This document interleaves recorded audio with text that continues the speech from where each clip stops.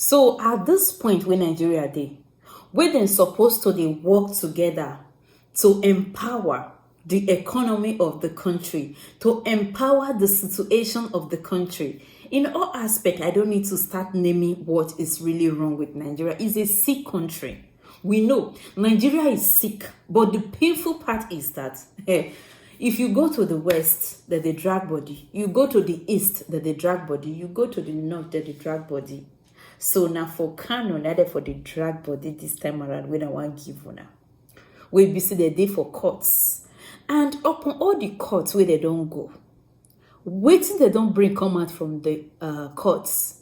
Now be say should I say there is a tendency say all the things we be say that they do for inside the court safe, they are sick as well. I want to see the reason why they talk like that, because even they themselves, they are not clear about their explanation. The matter is now before the Court of Appeal. This is not the end of the matter. Okay. The order nullifying all steps taken subsequent to this portion of this amendment law is been nullified. There are two rulings.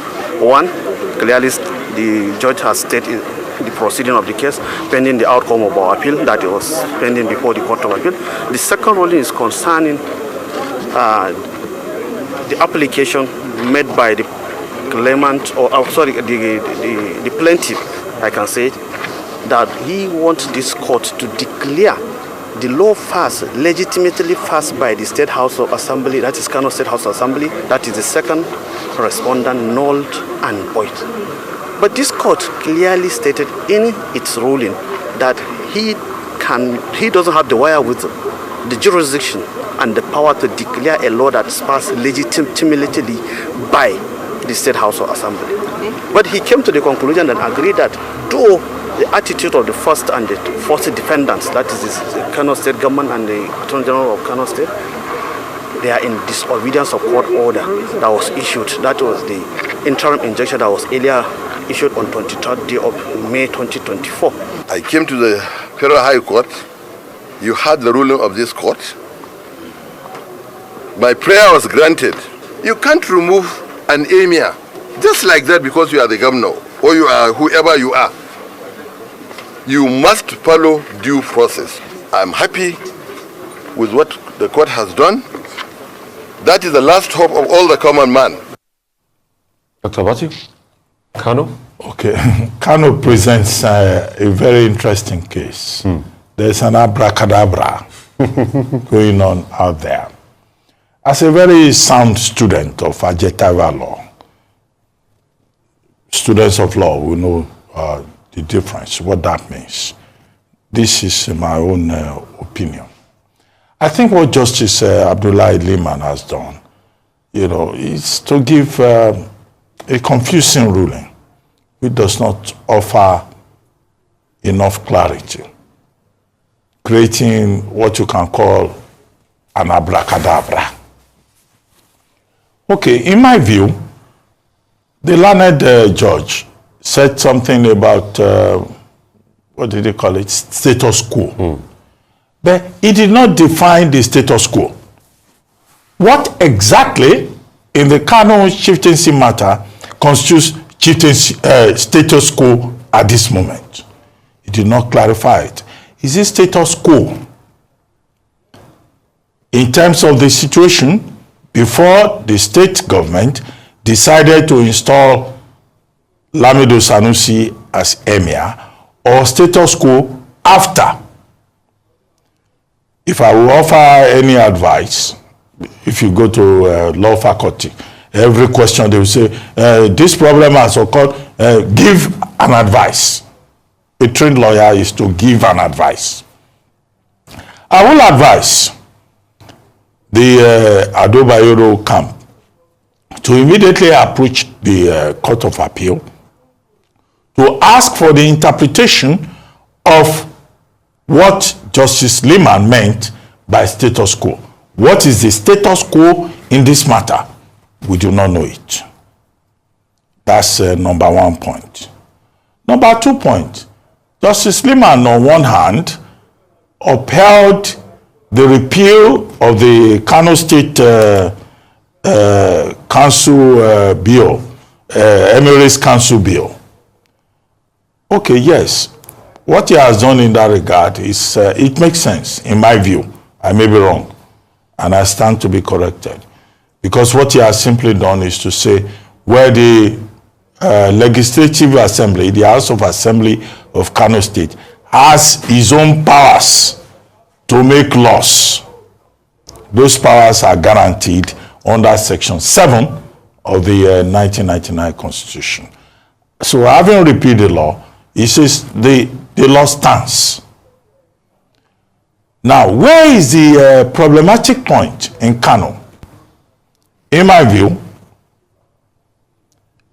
if the House of Assembly says it has repealed this law, the onus is on the Kano State government, and now come to the Kano State government, to follow due process.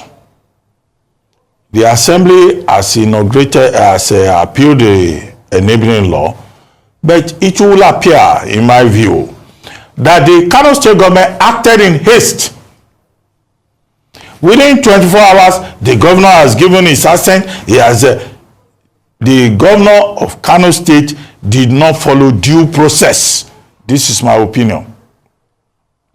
Following due process will be that, yes, you can remove the emir, but you have to follow due process.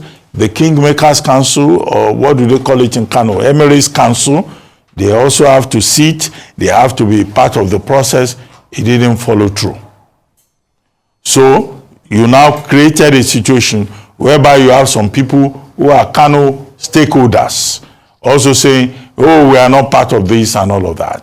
Now, what Ganduje did, repealed the Emirates Council law, chieftaincy law, and then made Bayero the emir. Now, for you to repeal that, you follow due process and also ensure. I think that is the major thing in Justice Abdullahi Liman's point, that due process was not followed. Beyond that, Justice Liman was also saying that the interim order that had been given by the State High Court was not also followed. And he was saying that nobody can ignore the ruling of the court. Okay, yeah, that's basic law. If a court already gives an order, then you follow it. So these are the issues. But Justice Lima, I think, with very due respect, erred in not defining what status quo represents in this matter. Now, the Kano State government has taken a mischievous interpretation of the law. You can take the literal rule, you can take the golden rule, you can take the mischief rule. The position that the Kano State government has taken is a mischief rule. And now they have said, no, we are going to demolish the lower palace, the second palace, the Nasarawa palace, because we had even been thinking of renovation. Now, in what context are they thinking of that renovation? Why the coincidence? Why the mischief? They are doing this in the context of the ruling by Justice Abdullahi Liman. So they have a very delicate situation in Kano, which is not just legalistic. It is also about rule of law. It's about due process. It's also about the personalities that are involved. However, the other substantive issue is about jurisdiction. And Justice Abdullahi Liman said, well, he is going to the Court of Appeal. That matter is already in the Court of Appeal. He's moving that matter to the Court of Appeal. Well, I've said again and again on this program that jurisdiction is at the very heart of any judicial process. It is the same issue that can be brought up at any point. But because that issue is already at the Court of Appeal, it will be sub judice for me to comment on it. So I will not comment on jurisdiction at this point because it's already part of the matter and it's at the Court of Appeal. So we just watch the drama in Kano State. But if I will advise the Kano State government free of charge. What they can do is, with Justice Liman's court upholding the repeal of the chieftaincy law, the Emirates Council law, what they should do now is just go back, simply activate due process and pronounce Lamido Sanusi as the Emir of Kano. Just simple process. They can just do that within the next 2 days, and then the matter will be settled. And it will have no effect whatsoever what the Court of Justice Liman said. They just need to just reorganize, follow due process. As for the other side, Bayero, okay, they can go to court. I don't know who's going to go first to go and ask, what does status quo means? What does it mean? Because Justice Liman was not very clear about the meaning of status quo. Milord, well, I don't mean to embarrass you, just looking at Ajetaba law in that regard. Based on the judgment of Justice Lima, we can talk everything about confusion, yam, pepper, scatter, like I quoted Jaguar yesterday. But based on Justice Liman's judgment, Sanusi Lamido is Emir of Kano, based on his judgment, pure and simple, because he upheld the law that brought in Sanusi Lamido. Like we say here, you can't build nothing on nothing. The law that made Sanusi Lamido Emir is contingent upon the repeal law by the House in Kano. Based on that, I don't think there's any controversy. They've upheld Lamido Sanusi as Emir of Kano, pure and simple. The other part of the confusion is the other pronouncement about nullity of process.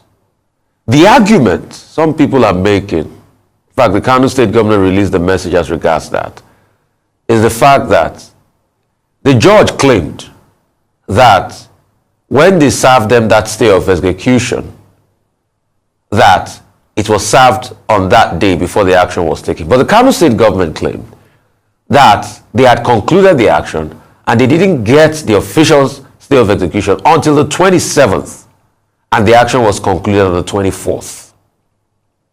So there's that back and forth. Hence the judge giving a pronouncement on them being, acting disobedient to the initial stay of execution. But let's not also forget the fact that the Kano State Assembly has also taken this matter to a court of higher jurisdiction. And I think this was the argument Mr. Falano enunciated yesterday night on prime time by saying since this has gotten up to the appeal court, a court of higher jurisdiction than the Federal High Court sitting in Kano, it should have been left at that. And also, some people have also even cited the point that, but Justice Lima is already in transition of this, because Justice Lima to also acknowledge the fact that he's in transition, then he handed over the case to another judge after the pronouncement on ruling. So the debacle in Kano continues. The only part I would like to say is I'm not in support of demolishing government property because of political expediency like the governor and the state wants to do now, and they say they want to renovate the fence. Please no. They must still look for an internal way to settle this. Go through the court process. Let this matter go high up there as much as it can. But the substantive issue here is a chieftaincy matter which has to do, with the laws that were repealed. The case has moved off now to the appeal court. Let's see how all of that pans out. But also, I think this is a clarion call on our judiciary, because we will never forget the role of lawyers and our judiciary in all of this, where we have many suits and counter suits and court orders. We can't forget the one filed by the state court, high court. We can't forget the one filed by the federal high court. And the case keeps going back and forth. So many stay of executions. Why can't our judiciary come together as one heart to dispense justice the way it has to be dispensed? Why the confusion? Why the case of a lot of forum shopping here and there? So these are the questions. So it has brought forward another conundrum in Kano as we speak. And this is the dilemma we face in our country. I'm going to give you a poser. Are we going to face the same dilemma today in Rivers? Because it's 2 days back to back of judgments. Rivers, is this how we are going to be wrapping our head around the confusion again? Only time will tell. I think we've said this for one too many times. Our judiciaries, my lords, you know better. You should step up and dispense justice effectively. Justice is supposed to bring clarity, not back and forth, and not leading confusions here and there. No, before that, yeah, I'll make a point. I insist that the Kano State government's interpretation of the ruling of Justice Abdullahi Leman is mischievous. I made the point. There's literal rule, there's golden rule, there's a mischief rule in law. Their interpretation is mischievous. So going to demolish the smaller palace, there's mischief involved. So there's uncertainty established, with due respect, by Justice Leman. There is also the mischief